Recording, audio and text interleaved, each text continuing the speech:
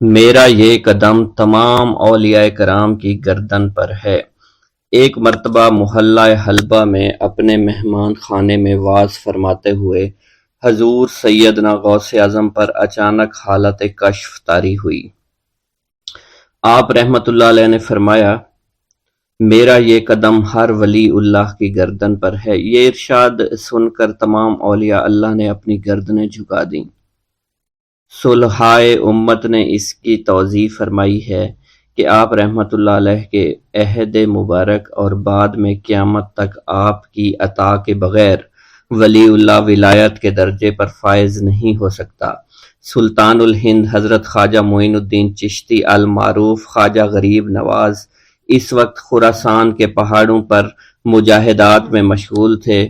انہوں نے بھی حضور سیدنا غوث اعظم کا ارشاد گرامی سن کر اپنی گردن جھکا دی اور یوں عرض گزار ہوئے، آپ کے قدمین شریفین میرے سر اور میرے آنکھوں پر ہیں۔ حضور سیدنا غوث اعظم فرماتے ہیں کہ میں 10 برس کی عمر میں اپنے شہر کے مکتب میں حصول علم کے لیے جایا کرتا تھا۔ اس وقت میرے ساتھ ملائکہ بھی ہوتے تھے جو میرے آگے پیچھے میری حفاظت کے لیے چلتے تھے۔ جب میں مدرسہ پہنچتا تو یہ منادی کرتے تھے، اللہ کے ولی کے لیے جگہ خالی کر دو۔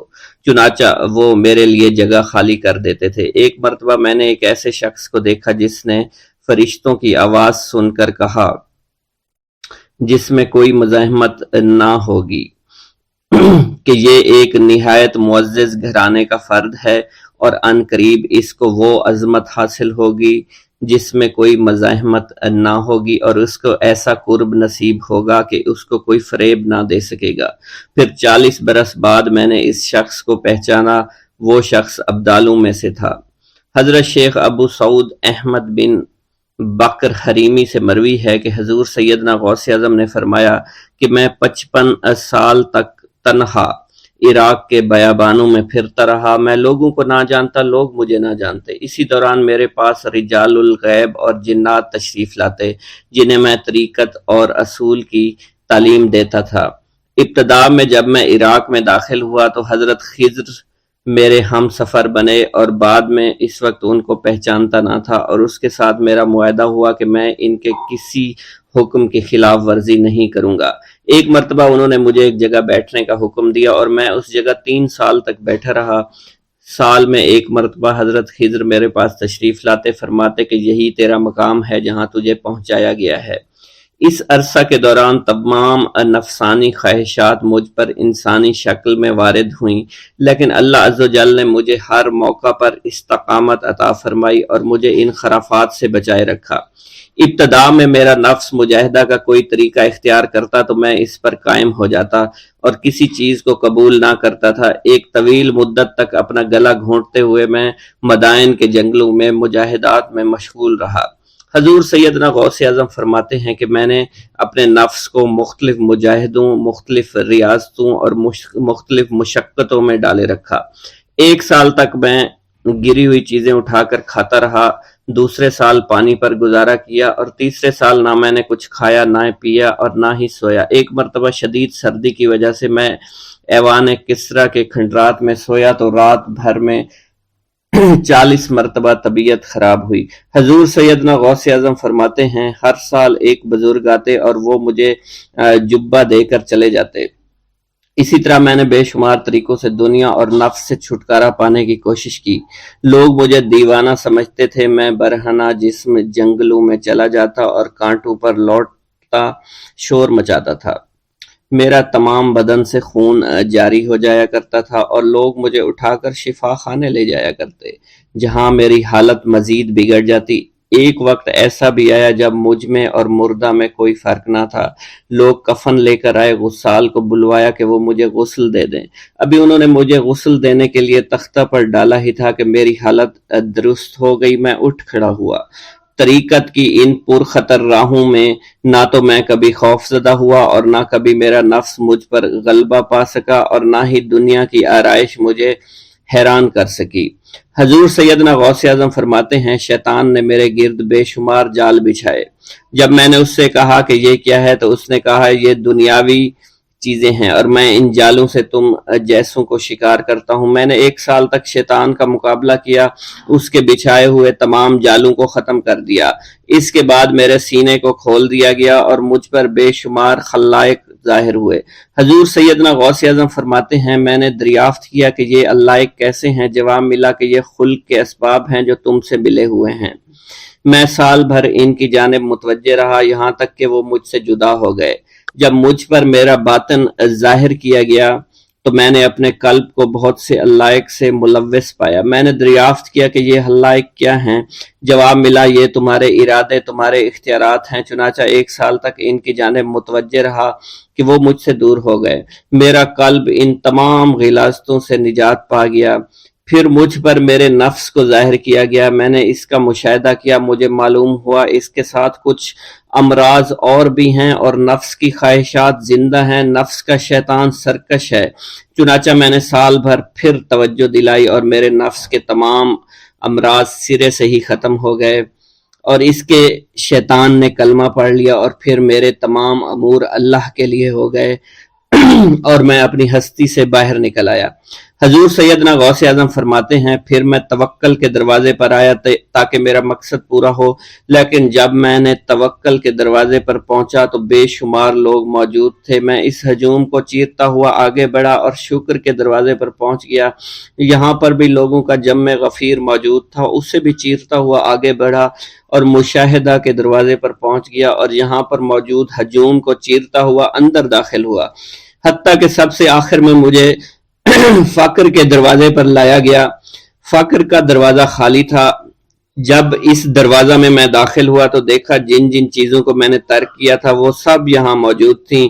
یہاں مجھے ایک بہت بڑے روحانی خزانے کی فتوحات سے نوازا گیا اور میرے لیے تمام دنیا کے خزانے کھول دیے گئے۔ مجھے روحانی عزت، دائمی فنا اور خالص آزادی عطا فرمائی گئی۔ میری تمام چیزیں جو میری ہستی اور میری صفات سب معدوم ہو گئیں اور میری ہستی کی جگہ کسی اور نے لے لی۔ حضرت شیخ ابو سعید مخزومی نے حضور سیدنا غوث اعظم کو خرقہ خلافت سے نوازا اور فرمایا اے عبد القادر، یہ وہ خرقہ ہے جو حضور نبی کریم صلی اللہ علیہ وسلم نے حضرت سیدنا علی المرتضیٰ کو عطا فرمایا، اور حضرت سیدنا علی المرتضیٰ نے یہ خرقہ حضرت خواجہ حسن بصری کو عطا فرمایا تھا، جس سے ہوتا ہوا یہ خرقہ مجھ تک پہنچا، اور یہ تمہاری امانت تھی جو میں نے تم تک آج پہنچا دی ہے۔ حضور سیدنا غوث اعظم نے جب خرقہ مبارک کو زیب تن کیا تو آپ پر بے شمار انوار و تجلیات کی بارش ہونا شروع ہو گئی۔ حضور سیدنا غوث اعظم نے حضرت شیخ ابو سعید مخزومی کے مدرسہ میں تدریسی فرائض سر انجام دینا شروع کر دیے۔ آپ کے لیے فی الحال تدریسی مصروفیات کے علاوہ کوئی کام نہ تھا۔ آپ کی شبانہ روز کی محنت سے آپ کے نام کا شعرہ کچھ ہی دنوں میں سارے بغداد میں پھیل گیا۔ طلبہ دور دراز کے علاقوں سے علم کے حصول کے لیے آنے لگے۔ طلبہ کی تعداد جب مزید بڑھنا شروع ہو گئی تو ارد گرد کے کئی مکانات کو خرید کر مدرسہ میں داخل کر لیا گیا۔ کتب سیر میں منقول ہے کہ 528 ہجری میں آپ مدرسہ نظامیہ کی وسیع عمارت تعمیر فرما چکے تھے۔ اس مدرسہ کی تعمیر میں آپ نے بحیثیت مزدور بھی حصہ لیا تھا۔ حضرت شیخ ابو الخشاب سے مروی ہے کہ میں جوانی میں جب علم نحو پڑھ رہا تھا تو لوگوں نے مجھے حضور سیدنا غوث اعظم کے پاس جانے کا مشورہ دیا، اور اس کی وجہ سے مجھے بھی اشتیاق ہوا کہ میں آپ کا واز سنوں۔ ایک مرتبہ کچھ لوگوں کے ہمراہ آپ کی مجلس میں دوستوں کے ہمراہ حاضر ہوا۔ آپ نے میری جانب توجہ کرتے ہوئے فرمایا ہماری صحبت اختیار کر لو۔ چنانچہ میں نے آپ کے فرمان کے مطابق آپ کی صحبت کو اختیار کر لیا۔ آپ نے مجھے علم نحو کے علاوہ علوم عقلیہ اور تقلد حاصل کیے جس سے مجھے کوئی واقفیت پہلے نہیں تھی۔ 1 سال کے عرصہ میں آپ کی نظر کرم سے میں نے وہ علوم حاصل کر لیے جو گزشتہ اتنی عمر گزارنے کے باوجود بھی مجھے حاصل نہیں ہوئے تھے۔ منقول ہے حضرت شیخ بقا بن بطو، شیخ علی بن ہیتی اور شیخ کیلوی جب حضور سیدنا غوث اعظم کے مدرسہ میں آتے تو جھاڑو دیا کرتے تھے اور چھڑکاؤ کرتے تھے، لیکن آپ کی اجازت کے بغیر کبھی اندر داخل نہ ہوتے تھے۔ اجازت ملنے کے بعد آپ حضرات اندر داخل ہوتے اور اجازت ملنے پر ہی بیٹھتے تھے۔ آپ سے امان طلب کرتے اور امان مل جانے کے بعد مؤدب ہو کر بیٹھ جاتے۔ جس وقت آپ کہیں جانے کا ارادہ کرتے تو یہ حضرات سواری کے ہمراہ چلتے۔ آپ انہیں اس فعل سے منع فرمایا کرتے تھے اور کہتے تھے کہ ہمیں آپ کے ذریعے قرب الہی حاصل ہوا ہے۔ حضرت شیخ محمد قائل الادنیٰ سے مروی ہے کہ ایک مرتبہ حضور سیدنا غوث اعظم سے دریافت کیا گیا کہ آپ کی بزرگی اور عظمت کا راز کیا ہے؟ آپ نے فرمایا کہ میں کبھی جھوٹ نہیں بولتا اور کبھی کسی سے کذب بیانی نہیں کرتا۔ بغداد میں رہتے ہوئے بیت اللہ شریف کی زیارت۔ حضرت شیخ ابو صالح سے منقول ہے، حضرت شیخ ابو مدین مغربی نے مجھے حضور سیدنا غوث اعظم کی خدمت میں بغداد فقر کی تعلیم کے لیے بھیجا۔ آپ نے مجھے 20 دن تک اپنے خلوت خانہ کے دروازے پر بٹھائے رکھا اور 20 روز گزرنے کے بعد مجھے قبلہ رو ہونے کا حکم دیا۔ جب میں قبلہ رو ہو گیا، آپ نے فرمایا اے ابو صالح اس طرف دیکھو۔ چنانچہ جب میں نے اس جانب دیکھا، آپ نے فرمایا کیا دیکھ رہے ہو؟ میں نے عرض کیا بیت اللہ شریف میری نظروں کے سامنے ہے۔ آپ نے مجھے حکم دیا کہ اب مغرب کی سمت دیکھو۔ میں نے اپنا چہرہ مغرب کی جانب کیا تو آپ نے دریافت فرمایا کیا دیکھ رہے ہو؟ میں نے عرض کیا میں اپنے مرشد پاک حضرت ابو مدین کو دیکھ رہا ہوں۔ ایک مرتبہ سنان نامی عیسائی پادری نے غوث اعظم کی محفل میں حاضر ہو کر سلام عرض کیا اور حاضرین میں کھڑے ہو کر بیان دیا کہ میں یمن کا رہنے والا ہوں۔ میں نے ارادہ کیا میں اسلام قبول کروں۔ اسی دوران میرے دل پہ یہ خیال پیدا ہوا کہ میں اس دور کی سب سے بڑی شخصیت کے دست مبارک پر کلمہ پڑھوں۔ اس سوچ کے دوران مجھے نیند آ گئی۔ خواب میں مجھے حضرت سیدنا عیسیٰ علیہ السلام کی زیارت نصیب ہوئی۔ آپ نے مجھ سے ارشاد فرمایا کہ تم بغداد شریف چلے جاؤ اور شیخ عبد القادر جیلانی کے دست حق پر اسلام قبول کرو، کیونکہ اس وقت وہ روئے زمین پر تمام لوگوں میں افضل و اعلیٰ ہیں۔ حضرت شیخ عمر الکیمانی رحمۃ اللہ علیہ سے منقول ہے، ایک مرتبہ حضرت سیدنا غوث اعظم کی خدمت میں 13 لوگ دائرہ اسلام میں داخل ہونے کے لیے حاضر ہوئے۔ ان لوگوں نے بیان کیا کہ ہم عرب کے عیسائی ہیں، ہم نے کلمہ پڑھنے کا ارادہ کیا، ابھی سوچ رہے تھے کہ کسی مرد کامل کے دست حق پر کلمہ پڑھیں، ہمیں ہاتف غیب سے آواز سنائی دی کہ بغداد جا کر شیخ عبد القادر جیلانی کے دست مبارک پر کلمہ پڑھو۔ حضرت ابو الحسن علی سے منقول ہے، فرماتے ہیں ایک مرتبہ ایک جماعت کثیر کے ہمراہ حضرت سیدنا غوث اعظم کی زیارت باسعادت کے لیے روانہ ہوا۔ اسی دوران بے شمار لوگ میرے پاس آتے رہے، اپنی مشکلات کے حل کے لیے مجھ سے کہتے رہے میں حضور سیدنا غوث اعظم سے ان کی سفارش کروں گا۔ حضرت ابو الحسن علی بن ملاعب القواس فرماتے ہیں رستے میں ایک بد اخلاق لڑکا بھی ہمارے قافلے میں شامل ہو گیا۔ مجھے اس کا علم تھا کہ یہ اکثر و بیشتر ناپاک رہتا ہے اور بول و براز کے بعد استنجا بھی نہیں کرتا۔ حسن اتفاق کے حضور سیدنا غوث اعظم سے بھی رستہ میں ملاقات ہو گئی۔ حضرت ابو الحسن علی فرماتے ہیں میں نے حضور سیدنا غوث اعظم کی خدمت میں لوگوں کے پیغامات پہنچائے اور پھر مجھ سمیت میرے ساتھ تمام موجودہ لوگوں نے آپ کے ہاتھ مبارک کو ازراہ عقیدت چومنا شروع کر دیا۔ وہ فرماتے ہیں جب اس بد اخلاق لڑکے نے حضور سیدنا غوث اعظم رحمت اللہ علیہ کا ہاتھ مبارک چوما تو بے ہوش ہو کر زمین پر گر پڑا۔ جب اس کو ہوش آیا تو اس کے چہرہ پر داڑھی نمودار ہو چکی تھی اور اس نے آپ کے دست حق پر توبہ کی، پھر اس کا شمار نیکوں میں ہوا۔ حضرت شیخ زین الدین فرماتے ہیں میں نے حضور سیدنا غوث اعظم سے علم حاصل کیا۔ اللہ عز و جل نے مجھے 1 سال میں اتنا علم دیا کہ دوسروں کو وہ علم 20 سال میں بھی نصیب نہ ہوا ہوگا۔ میں نے آپ سے مصر جانے کی اجازت طلب کی تو آپ نے فرمایا دمشق پہنچ کر غازیوں کو مصر میں داخل ہونے کے لیے تیار پائے گا تاکہ اس پر قابض ہو جائیں، مگر ان سے کہنا وہ ہرگز کامیاب نہیں ہوں گے، ہاں دوسری مرتبہ وہ ضرور کامیاب ہوں گے۔ حضرت شیخ زین الدین فرماتے ہیں جب میں دمشق پہنچا میں نے وہی حال پایا۔ آپ نے بیان فرمایا میں نے ان سے کہا تو وہ نہ رکے۔ جب میں مصر پہنچا میں نے خلیفہ کو ان کو مقابلے کے لیے تیار کیا۔ میں نے خلیفہ سے کہا گھبراؤ نہیں، تم کامیاب ہو جاؤ گے۔ جب غازی مصر پہنچے تو ان کو شکست ہوئی۔ شیخ زین الدین فرماتے ہیں خلیفہ نے مجھے اپنا ندیم خاص مقرر کر دیا اور اپنے ہر راز سے مجھے واقفیت دے دی۔ پھر دوسری مرتبہ غازی آئے، انہوں نے مصر پر قبضہ کر لیا۔ مجھے حضور سیدنا غوث اعظم کے قول کے مطابق ہر ایک سے 1.5 لاکھ دینار ملے۔ مجھے مصر میں ہر خاص و عام میں مقبولیت حاصل ہو چکی تھی اور بے شمار لوگ میرے واعظ سے مستفیض ہونے لگے تھے۔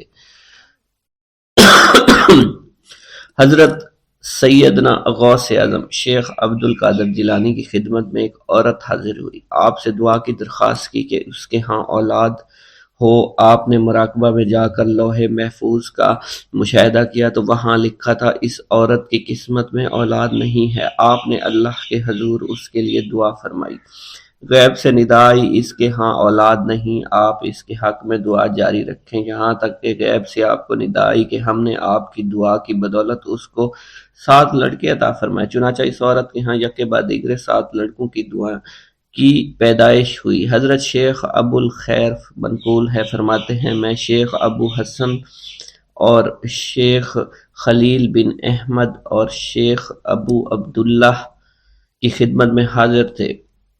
آپ نے فرمایا تم سب اپنی اپنی حاجات بیان کرو، میں انشاءاللہ تمہاری حاجات پوری کروں گا۔ شیخ ابو سعود نے کہا کہ میں ترک دنیا اختیار کرنا چاہتا ہوں۔ شیخ ابو قائد نے کہا میں مجاہدی کی قوت چاہتا ہوں۔ شیخ ابوالزاز نے کہا کہ میں خوف الہی چاہتا ہوں۔ شیخ فارسی نے کہا اللہ کے ساتھ میرا ایک حال ہے جسے میں کھو بیٹھا میں چاہتا ہوں کہ میرا وہ حال لوٹ آئے۔ شیخ جمیل نے کہا میں حفظ وقت چاہتا ہوں۔ شیخ عمر نے کہا کہ میں علم کی زیادتی چاہتا ہوں۔ حضرت شیخ ابو الخیر محفوظ فرماتے ہیں حضور سیدنا غوث اعظم نے فرمایا انشاءاللہ تم سب کی حاجات جلدی پوری ہوں گی۔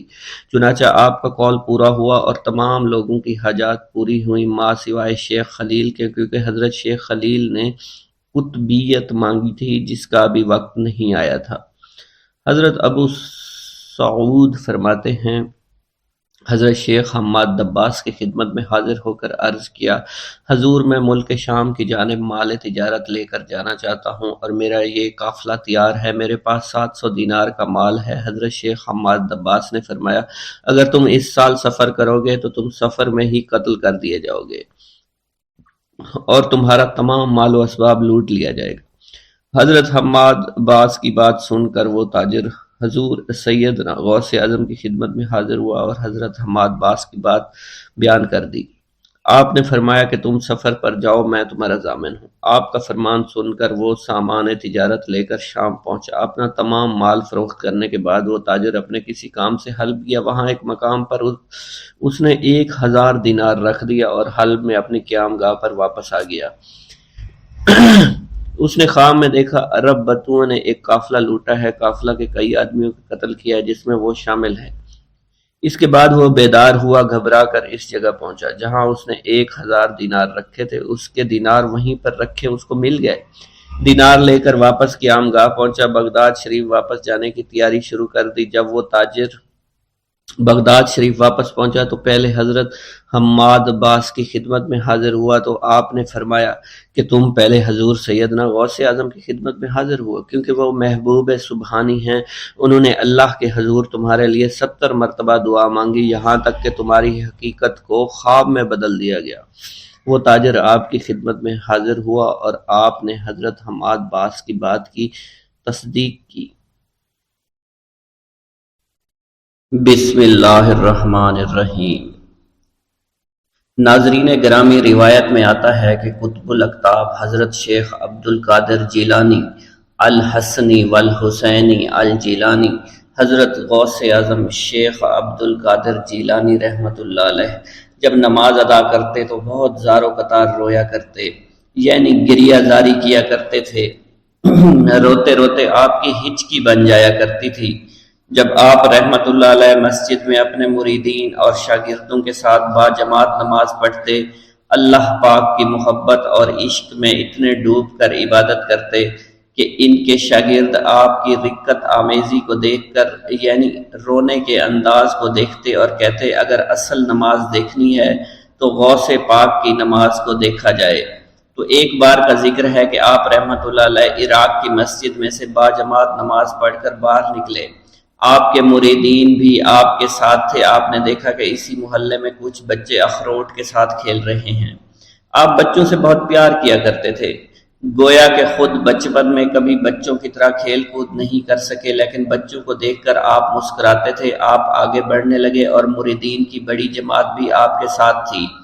ابھی آپ زیادہ دور نہیں گئے تھے کہ ان بچوں نے ایک دوسرے کے کان میں کچھ بولنا شروع کر دیا اور اشارے میں باتیں کرنے لگے کہ کیا خیال ہے کہ جو بابا جی سب سے نمایاں ہیں، نورانی چمکتے ہوئے چہرے والے ہیں، سب سے آگے چل رہے ہیں، ان کو بولا جائے جو فرمائش ہمیں کرنی ہے ان سے کر دیں، کیا یہ ہمیں ڈانٹیں گے تو نہیں؟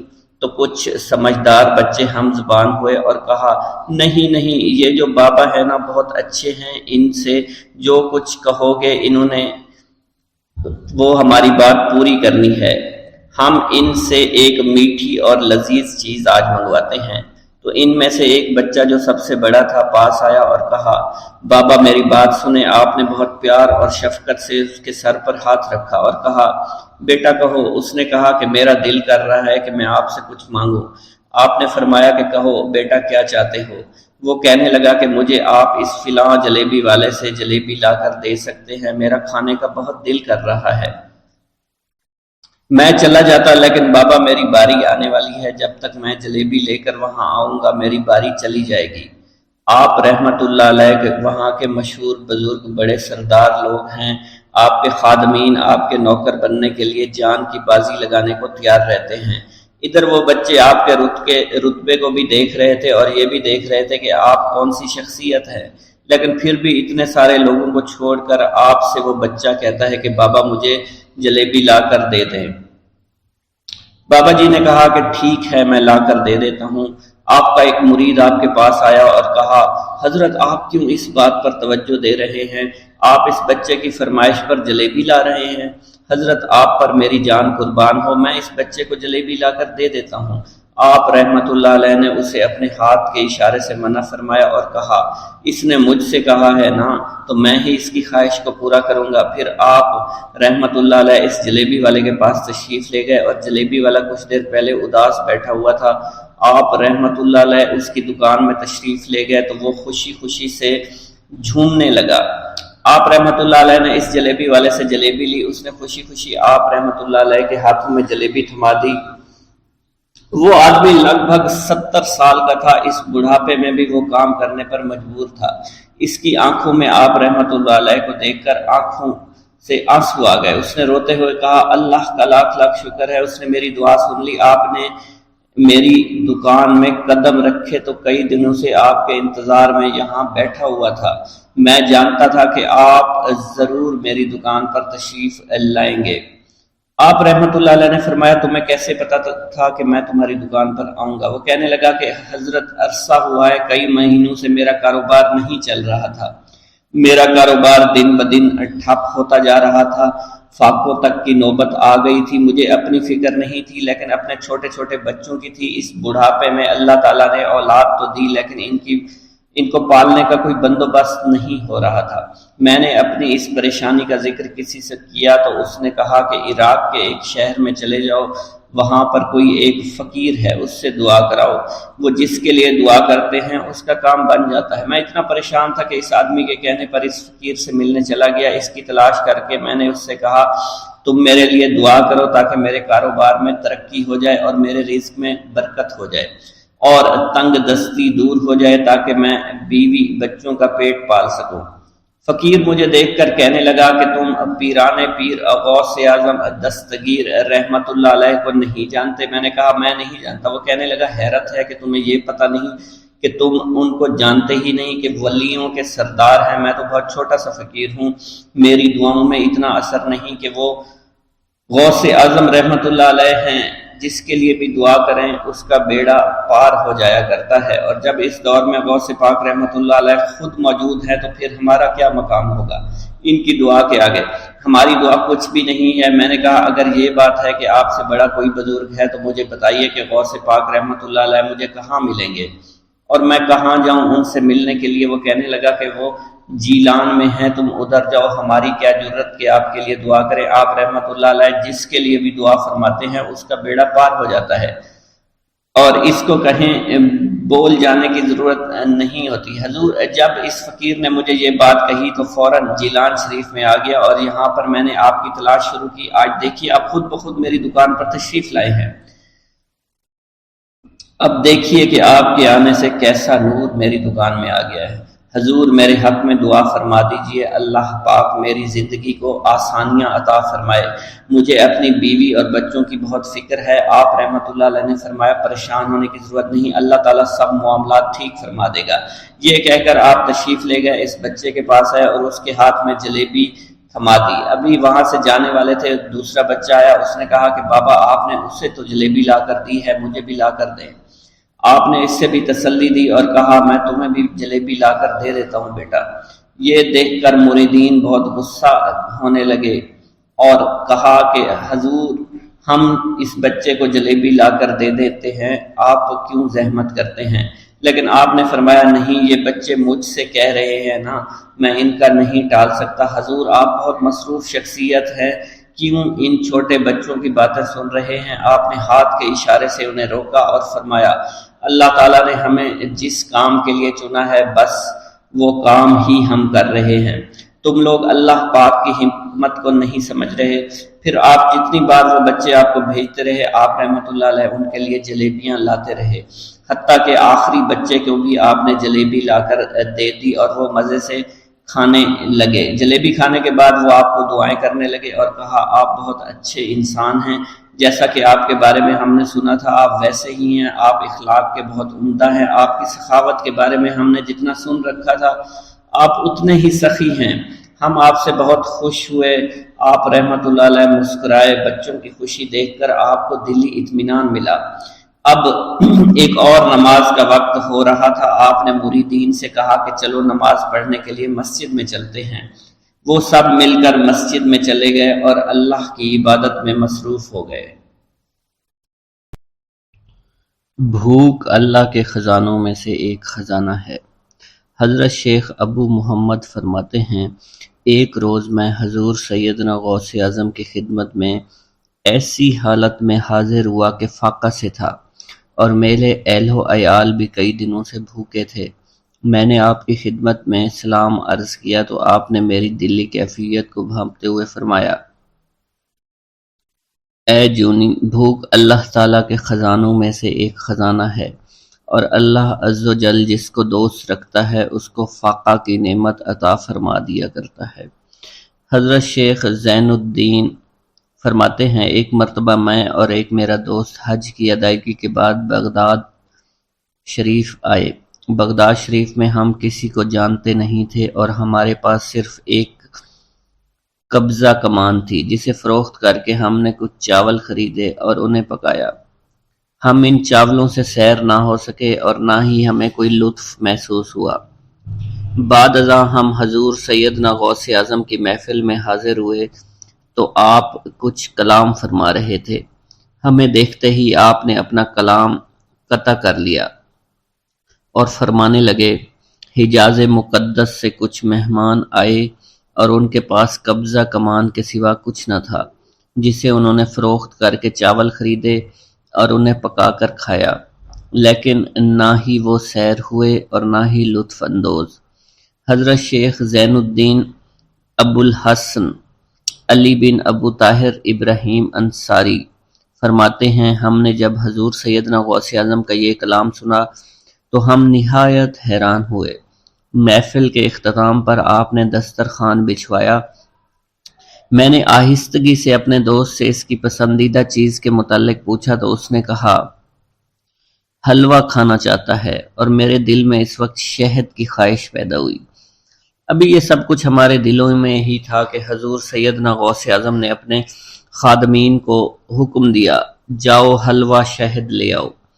خادمین نے حکم کی، تعمیل کی اور حلوہ اور شہد ہمارے سامنے لا کر رکھ دیا۔ آپ کا اس طرح ہمارے دلوں کی بات پر مطلع ہونے سے ہم حیران رہ گئے۔ حضرت ابو حفص عمر بن صالح بغدادی ایک مرتبہ اپنی اونٹنی کو ہانکتے ہوئے حضور سیدنا غوث اعظم کی خدمت میں حاضر ہوئے۔ عرض کرنے لگے حضور میں حج کے لیے بیت اللہ شریف جانا چاہتا ہوں، مگر میری یہ اونٹنی میرا ساتھ دینے کے قابل نہیں ہے اور فی الحال میرے پاس کوئی دوسری سواری بھی نہیں ہے۔ آپ نے اس اونٹنی کی پشت پر ہاتھ پھیرا۔ اس کے بعد حضرت ابو حفص عمر بن صالح بغدادی نے اس اونٹنی کو ایڑی لگائی تو وہ اونٹنی بیت اللہ شریف تک بھاگتی ہی چلی گئی اور کوئی دوسری سواری اس کے قریب نہیں پہنچ سکی۔ حضرت ابو حامد فرماتے ہیں میں ایک مرتبہ بغداد شریف میں حضور سیدنا غوث اعظم کی خدمت میں حاضر ہوا اور اپنا مصلی آپ کے نزدیک بچھا کر بیٹھ گیا۔ آپ نے مجھ سے فرمایا اے حامد تم عنقریب بادشاہوں کے دسترخوان پر بیٹھو گے۔ چنانچہ جب میں حران واپس پہنچا تو سلطان نور الدین زنگی نے مجھے اپنے پاس رہنے پر مجبور کر دیا اور مجھے اپنا مصاحب خاص مقرر کر دیا اور ناظم اوقاف مقرر فرمایا۔ حضرت شیخ ابو المظفر اسماعیل سے منقول ہے کہ ایک مرتبہ حضرت شیخ الہیتی بیمار ہو گئے۔ حضور سیدنا غوث اعظم ان کی عیادت کے لیے تشریف لائے۔ آپ نے ان کے نزدیک کھجور کے 2 درخت دیکھے جو 4 سال سے خشک تھے اور ان پر پھل نہیں آتا تھا۔ آپ نے ان درختوں کے نیچے بیٹھ کر وضو کیا اور 2 رکعت نماز ادا فرمائی۔ کچھ دن گزرنے کے بعد ان درختوں پر پھل لگ گئے اور وہ دوبارہ سے سرسبز و شاداب ہو گئے۔ جھولی کو میری بھر دو ورنہ کہے گی دنیا، ایسے سخی کا منگتا پھرتا ہے مارا مارا۔ مولانا عبد الرحمن جامی فرماتے ہیں حضور سیدنا غوث اعظم کا ایک مرید آپ کے ہمراہ مسجد کی جانب جا رہا تھا۔ جمعہ کا دن تھا۔ اس دن کسی بھی شخص نے آپ کو دیکھ کر نہ سلام کیا نہ ہی کچھ توجہ فرمائی۔ اس مرید کے دل میں خیال آیا کہ پہلے تو آپ جمعہ کی نماز کی ادائیگی کے لیے بڑی مشکل سے لوگوں کے ہجوم میں سے ہوتے ہوئے مسجد کی جانب تشریف لے جایا کرتے تھے، اور آج کوئی شخص بھی آپ کو سلام نہیں کر رہا ہے اور نہ آپ کے نزدیک آ رہا ہے۔ مولانا عبد الرحمن جامی فرماتے ہیں ابھی یہ خیال اس مرید کے دل میں ہی تھا کہ حضور سیدنا غوث اعظم نے مسکرا کر اس مرید کو دیکھا، پھر لوگوں کا ایک جمع غفیر اکٹھا ہو گیا اور ہر کوئی آپ سے سلام کرنے کا خواہش مند تھا، یہاں تک کہ اس مرید اور آپ کے درمیان ہجوم حائل ہو گیا۔ اس مرید کے دل میں یہ خیال آیا کہ یہ پہلا حال اچھا تھا جب میں اور آپ تنہا تھے۔ مولانا عبد الرحمن جامی فرماتے ہیں حضور سیدنا غوث اعظم شیخ عبد القادر جیلانی نے ایک مرتبہ پھر اس مرید کی دلی کیفیت کو بھانپتے ہوئے فرمایا تمہیں معلوم نہیں لوگوں کے دل میری مٹھی میں ہیں، میں انہیں چاہوں تو پھیر دوں، چاہوں تو اپنی جانب متوجہ کر لوں۔ ایک مرتبہ ایک عورت حضور سیدنا غوث اعظم کی خدمت میں بیٹے کو لے کر حاضر ہوئی۔ عرض کیا میرے اس بیٹے کو آپ سے دلی لگاؤ ہے، آپ اسے اپنی غلامی میں قبول فرما لیں، میں اللہ عز و جل اور آپ کی خاطر اپنے بیٹے پر اپنے حق کو معاف کرتی ہوں۔ آپ نے اس لڑکے کو قبول فرما لیا۔ چند روز بعد وہ عورت اپنے بیٹے سے ملنے کے لیے آئی تو وہ لڑکا آپ کے حکم سے مجاہدات میں مشغول تھا اور بے حد کمزور اور لاغر ہو چکا تھا۔ اس عورت نے جب آپ کو دیکھا تو آپ اس وقت مرغی کا گوشت کھا رہے تھے، آپ کے سامنے ہڈیاں پڑی ہوئی تھی۔ اس عورت نے آپ سے کہا کہ آپ خود تو مرغی کھاتے ہیں جبکہ میرا بیٹا سخت مجاہدات میں مشغول ہے۔ آپ نے اس عورت کی بات سننے کے بعد ہڈیوں کی جانب اشارہ کیا اور حکم دیا اللہ عز و جل کے حکم سے زندہ ہو جاؤ۔ آپ کا یہ فرمانا تھا کہ ان ہڈیوں سے ایک سالم مرغی زندہ کھڑی ہو گئی۔ آپ نے فرمایا کہ جب تیرا بیٹا اس منزل پر پہنچ جائے گا تو پھر جو چاہے گا کھائے گا۔ منقول ہے ایک مرتبہ حضور سیدنا غوث اعظم کو اللہ عز و جل کی جانب سے حکم ہوا کہ 700 مردوں اور 700 عورتوں کو واصل باللہ کریں۔ آپ نے اللہ کے اس فرمان کے مطابق مجمع عام میں نظر دوڑائی تو مجمع میں سے 700 مرد اور 700 عورتیں علیحدہ ہو گئیں۔ آپ نے ان پر نگاہ ولایت ڈالی تو وہ سب واصل اللہ ہو گئے۔ حضور سیدنا غوث اعظم مدینہ منورہ میں حضور نبی کریم کے روضہ مبارک پر حاضری دینے کے بعد باپیادہ بغداد شریف واپس تشریف لا رہے تھے۔ راستے میں ایک چور جو کہ ناکہ لگا کر کسی مسافر کا انتظار کر رہا تھا، اس نے آپ کو قریب آنے پر روک لیا۔ آپ نے اس چور سے دریافت کیا تم کون ہو؟ اس نے کہا دیہاتی ہوں۔ آپ کو بذریعہ کشف اس کی بدنیتی کی خبر ہو چکی تھی۔ اسی دوران اس چور کے دل میں خیال پیدا ہوا کہ یہ غوث اعظم ہوں گے۔ آپ نے اس کے دل کی بات کو بھانپتے ہوئے فرمایا کہ میں عبد القادر ہوں۔ چور نے جب آپ کی بات سنی فوراً قدموں میں گر پڑا اور معافی کا خواستگار ہوا۔ آپ کو اس کی حالت پر ترس آ گیا۔ آپ نے اللہ عز و جل کے حضور اس کے لیے دعا فرمائی تو ندائے غیبی سنائی دی، اے غوث اس چور کو سیدھے راستہ دکھاتے ہوئے قطب بنا دو۔ آپ نے اس چور کی جانب نگاہ دوڑائی تو آپ کے فیض روحانی سے قطب کے درجے پر وہ فائز ہو گیا۔ حضرت شیخ ابو عباس خضر بن عبداللہ بن یحییٰ حسینی فرماتے ہیں، ایک مرتبہ میں نے خلیفہ ابو المظفر یوسف عباسی کو حضور سیدنا غوث اعظم شیخ عبد القادر جیلانی کی خدمت میں موجود پایا۔ اس نے آپ سے کسی کرامت کو دیکھنے کی درخواست کی اور کہا کہ اس سے میرا دل مطمئن ہو جائے گا۔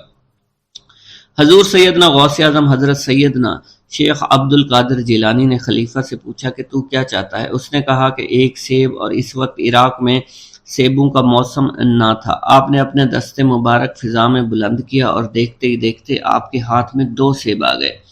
آپ نے ایک سیب ابو المظفر کو دیا اور دوسرا خود رکھ لیا۔ ابو المظفر نے جب اپنا سیب چیرا تو اس میں سے کیڑا نکل آیا۔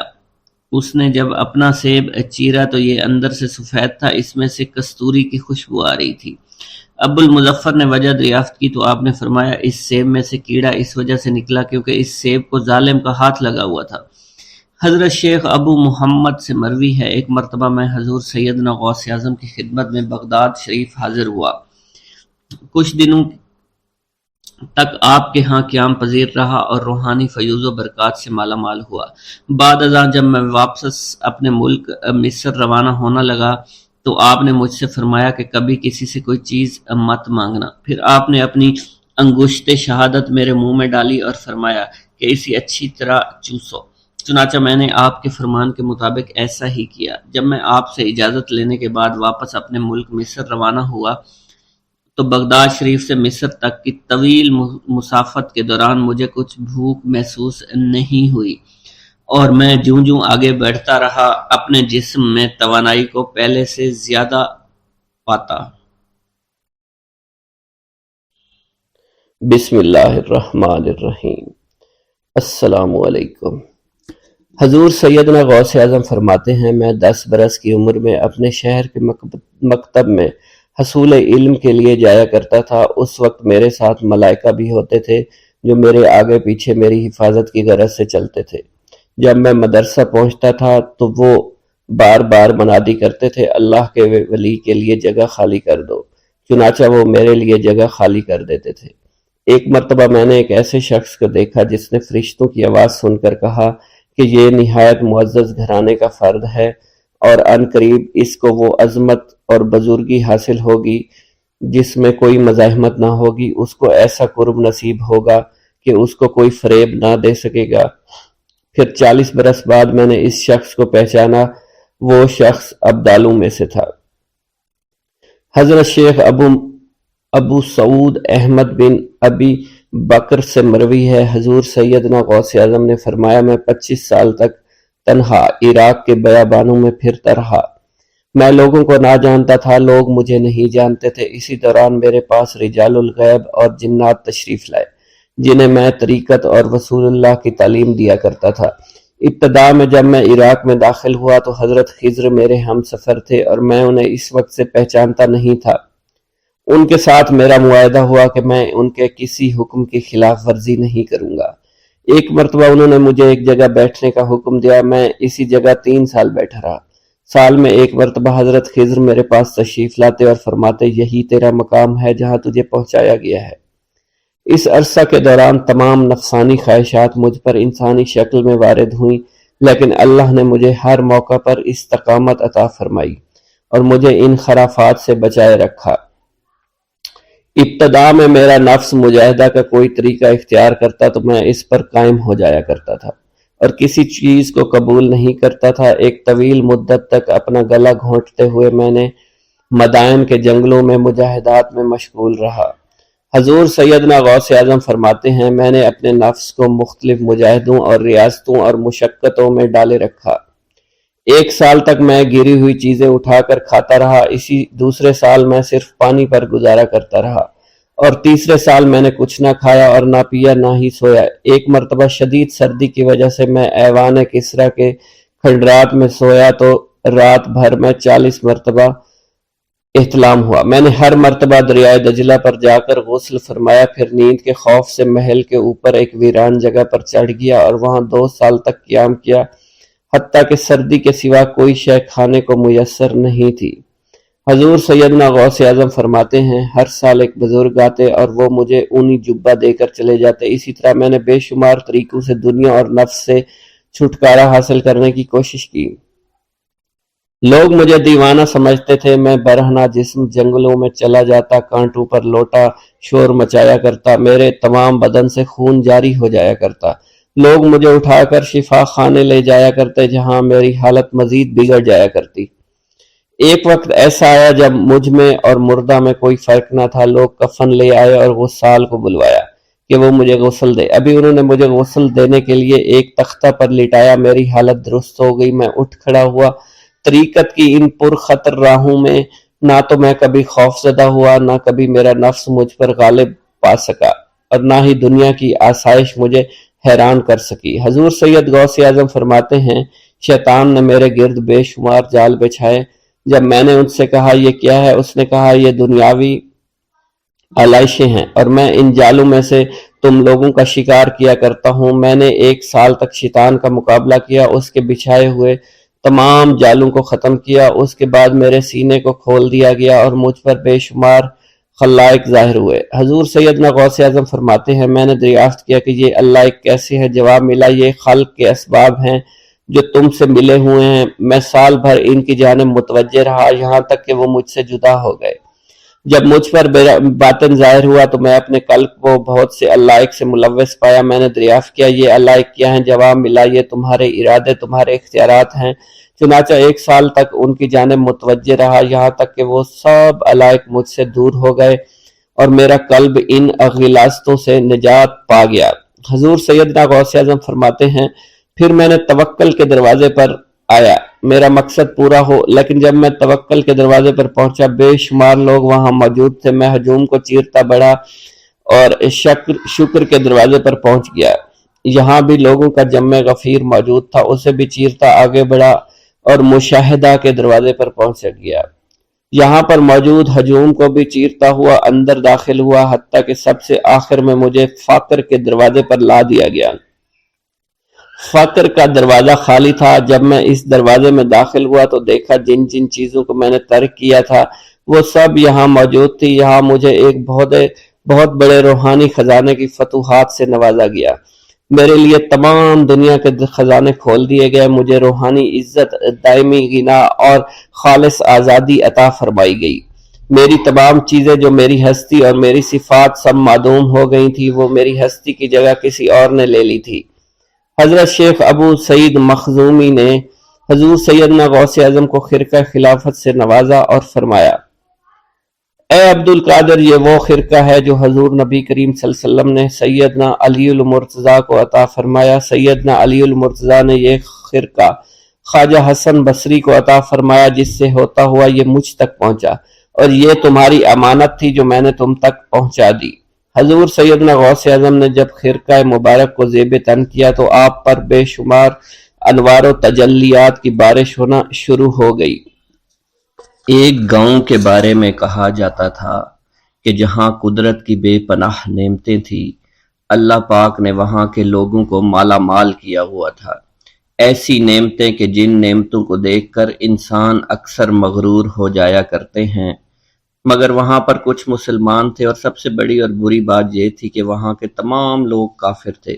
وہ کفار اپنی دولت پر بہت فخر کیا کرتے تھے کیونکہ ان میں ہر ایک انسان بہت دولت مند تھا، ہر ایک کے پاس بے بہا پیسے تھے، کسی کو پیسوں کی کمی نہیں تھی۔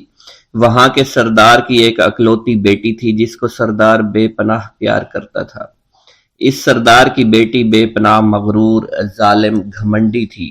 وہاں پر غریب لوگ صرف مسلمان ہی تھے، تمام کافر ایک دوسرے کی مدد کیا کرتے تھے، لیکن مسلمانوں کی مدد کرنے والا وہاں پر کوئی نہ تھا۔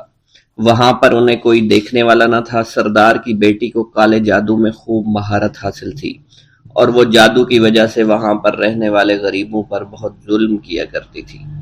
تمام مسلمان اس سے بے حد پریشان تھے، اور وہ لوگوں کو غلام بناتی اور مزدور بناتی تھی۔ اگر ان میں کوئی اس کی بات نہ مانتا تو اس کو قیدی بنا کر اپنے اشاروں پر نچایا کرتی تھی۔ اس بستی میں چونکہ اکا دکا مسلمان تھے جن کا کوئی پرسان حال نہیں تھا، کوئی بھی ان کو بچانے والا نہیں تھا۔ جب وہ سردار کی بیٹی کے ظلم حد سے بڑھ گئے تو مسلمانوں میں سے ایک بوڑھے شخص نے اللہ کے حضور گڑ گڑا کر دعائیں کی، اے اللہ، ہمارے چند نسلیں جو یہاں پر بچی ہوئی ہیں، ان نسلوں کو تو بچا لے۔ یہ سردار کی بیٹی جس نے ہمارا جینا دشوار کر رکھا ہے، یہاں کوئی بھی انسان ہمارا حال نہیں پوچھتا، اور نہ ہی ہمارے پاس مال و دولت ہے، اور نہ ہی ہمارے پاس جسمانی طاقت بچی ہے۔ یا اللہ، ہمارے لیے کوئی ایسا بندہ بھیج جو نہ صرف طاقتور ہو بلکہ اس جادوگرنی یعنی سردار کی بیٹی کو بھی ہرا سکے۔ اللہ رب العزت نے اس بوڑھے کی دعا کو قبول فرمایا، اور یوں اس جگہ پر ایک اللہ والے کو بھیج دیا، اور وہ اللہ والے ایسے ہی بستی میں داخل نہیں ہوئے، بلکہ ایک دن کچھ عجیب واقعہ ہوا۔ ان کافروں کا سردار جنگل میں سیر سپاٹے کرتے ہوئے نکلا تھا، بڑی شان سے چلتا ہوا وہ سفر کر رہا تھا۔ اچانک ایک زہریلا سانپ اس کے سامنے آیا۔ اس زہریلے سانپ نے بادشاہ کو ڈس لیا، اور وہ بے ہوش ہو کر زمین پر گر پڑا اور تڑپنے لگا۔ اس کے جو ساتھی تھے انہوں نے جب اپنے سردار کو یوں تڑپتا ہوا دیکھا اور سردار کی غیر حالت دیکھی تو کہ جسے ایک زہریلے سانپ نے کاٹ لیا ہے، تو وہ فوراً اسے اٹھا کر گھر لے آئے تاکہ اسے بچانے کے لیے کچھ کیا جا سکے۔ اس لڑکی نے اپنے باپ کی جب یہ حالت دیکھی تو اپنے آس پاس کے بڑے بڑے حکیموں کو بلایا، لیکن عجیب بات یہ تھی کہ لاکھ کوشش کے باوجود زہر نکالنے میں سارے ناکام ہو رہے تھے، اور زہر تیزی کے ساتھ اس کے جسم میں پھیلتا چلا جا رہا تھا۔ لیکن اسی وقت وہاں ایک درویش کی آمد ہوئی، ایک اللہ والے آئے، ان اللہ پاک نے اس مقصد کے تحت وہاں بھیجا تھا۔ اس اللہ کے ولی نے سردار کے گھر پر پہنچ کر دروازے کو کھٹکھٹایا۔ نوکروں نے پوچھا، کون ہو، کس سے ملنا ہے؟ اس نے کہا، میں نے سنا ہے کہ یہاں کے سردار کو سانپ نے ڈس لیا ہے۔ نوکر کہنے لگے کہ تمہیں کیسے پتا چلا کہ یہاں کے سردار کو سانپ نے ڈس لیا ہے؟ تم تو ہمیں اجنبی لگتے ہو، ہم نے تمہیں آج تک یہاں نہیں دیکھا ہے۔ اس نے کہا، میں مسافر ہوں اور مجھے خبر ملی ہے کہ یہاں کے سردار کو ایک زہریلے سانپ نے ڈس لیا ہے، اور کوئی بھی اس کا علاج نہیں کر پا رہا۔ نوکروں نے کہا، تم کون ہو؟ اللہ والے نے کہا، میں حکیم ہوں اور میں ان کے علاج کی غرض سے یہاں آیا ہوں۔ وہ نوکر اللہ والے کی حالت دیکھ کر ہنسنے لگے، کیونکہ آپ نے پھٹے پرانے کپڑے پہن رکھے تھے اور دیکھنے سے بہت غریب معلوم ہوتے تھے۔ وہ نوکر کہنے لگے کہ اتنے بڑے سردار کا علاج کرو گے؟ ارے یہاں تو اس کے پاس بڑے بڑے حکیم بلائے گئے ہیں، ہمارے سردار کے پاس پیسوں کی کوئی کمی نہیں ہے، اور وہ تم جیسے غریب سے بھلا کیوں علاج کروائیں گے؟ درویش نے کہا، اگر تم چاہتے ہو تمہارے سردار کی جان بچ جائے پھر مجھے اندر جانے دو۔ غلام کہنے لگا، ٹھیک ہے، ہم اندر جا کر اجازت لے کر آتے ہیں۔ نوکر اندر گئے، سردار کی بیٹی سے کہا، ایک غریب آیا ہے، کپڑوں سے فقیر معلوم ہوتا ہے، لیکن کہتا ہے میں سردار کا علاج کر سکتا ہوں، اور میں سردار کا علاج کروں گا۔ جو زہر تیزی کے ساتھ جسم میں پھیل رہا ہے میں اس کو باہر نکال پھینک کروں گا۔ اس کی بیٹی کہنے لگی، ٹھیک ہے، بلا لو۔ جب وہ اللہ والے اس کے گھر کے اندر گئے تو دیکھا سردار تڑپ رہا تھا، ٹانگ کو بار بار بستر پر پٹخ رہا تھا۔ اللہ والے نے اس کے پیر کی طرف دیکھا جہاں سانپ نے اس کو کاٹا تھا، اسی جگہ اللہ والے نے تھوک دیا، فوراً وہاں سے بھاگ گئے۔ اس کے سارے سپاہی اس کی بیٹی دیکھ کر حیران رہ گئے کہ یہ بھلا کون سا دیوانہ ہے، کمرے میں آیا، علاج کی بجائے اسی جگہ پر تھوک دیا جہاں صرف کاٹا تھا، اور بھاگ بھی گیا، اس کو کوئی گرفتار نہیں کر سکا۔ سردار کی بیٹی غصے میں تل ملا اٹھی کہ اس نے جو گستاخی کی ہے اس کی کوئی بات نہیں،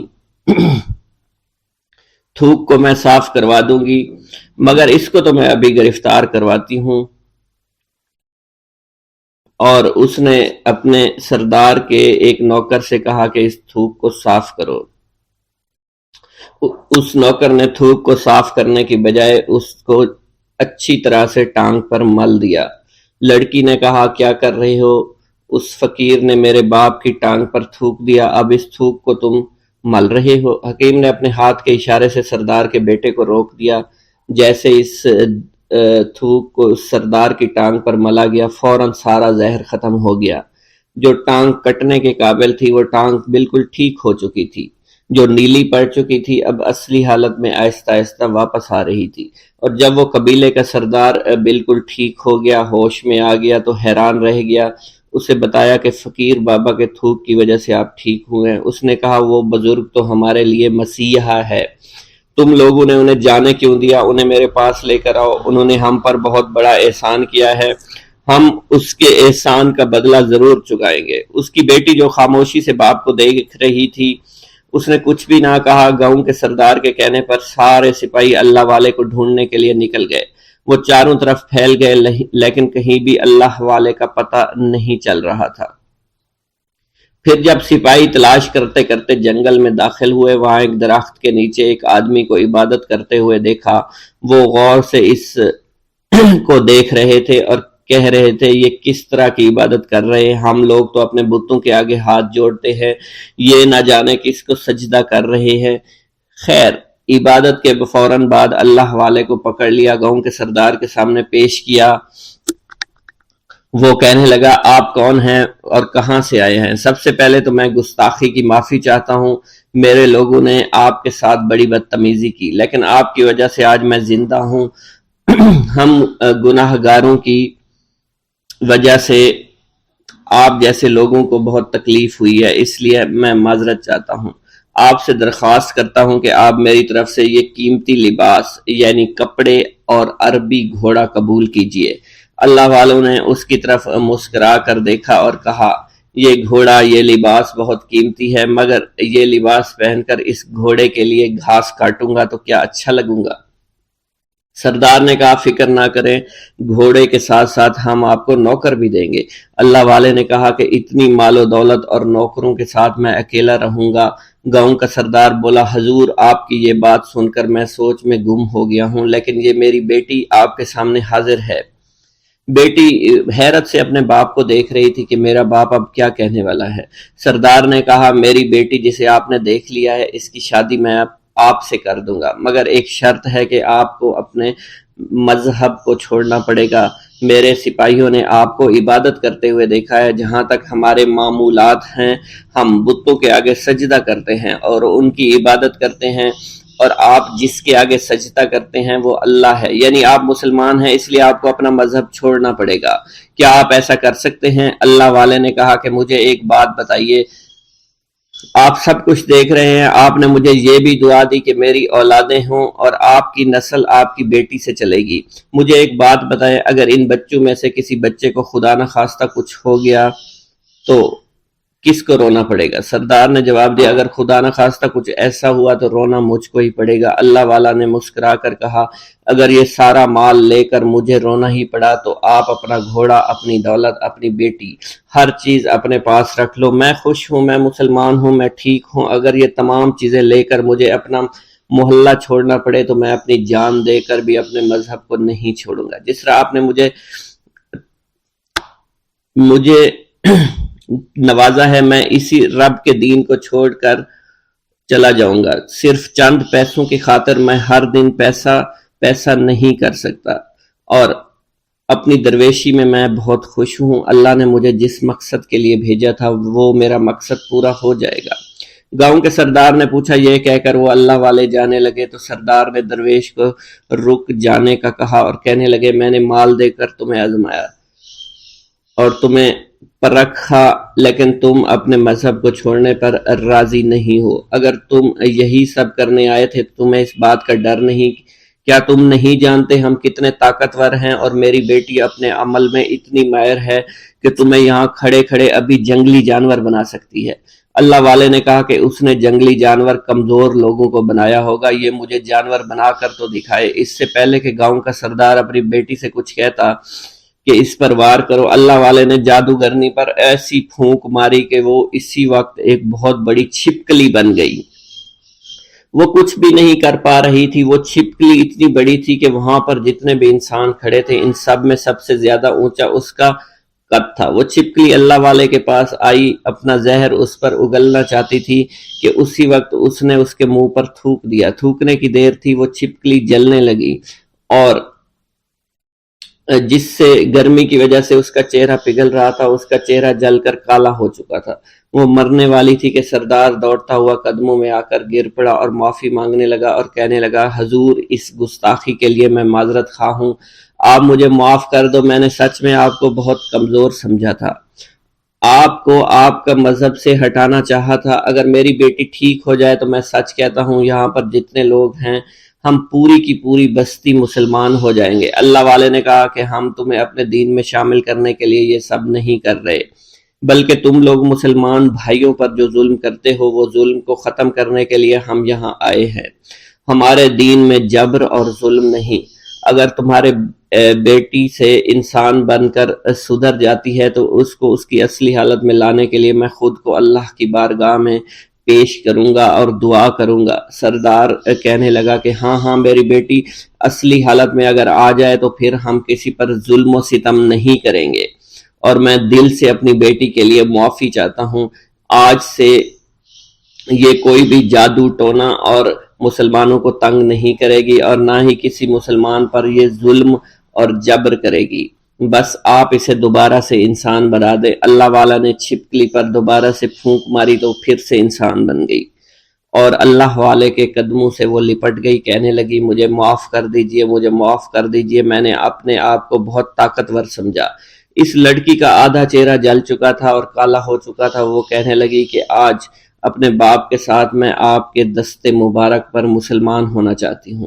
میں وعدہ کرتی ہوں کہ آج سے اس بستی پر کوئی بھی کافر کسی مسلمان کے ساتھ بدتمیزی نہیں کرے گا، زیادتی نہیں کرے گا، ظلم اور جبر نہیں کرے گا، بلکہ ہم سب یہاں مل جل کر رہیں گے اور بھائی چارے کے ساتھ رہیں گے۔ ہم سب مسلمان ہو جائیں گے اور پھر یوں اللہ والے کے ہاتھوں پوری بستی کا سردار اور اس کی بیٹی نے اسلام قبول کر لیا اور سردار نے اللہ والے سے اپنی بیٹی کا نکاح کر دیا اور پھر اس بستی میں ہمیشہ کے لیے امن و امان قائم ہو گیا۔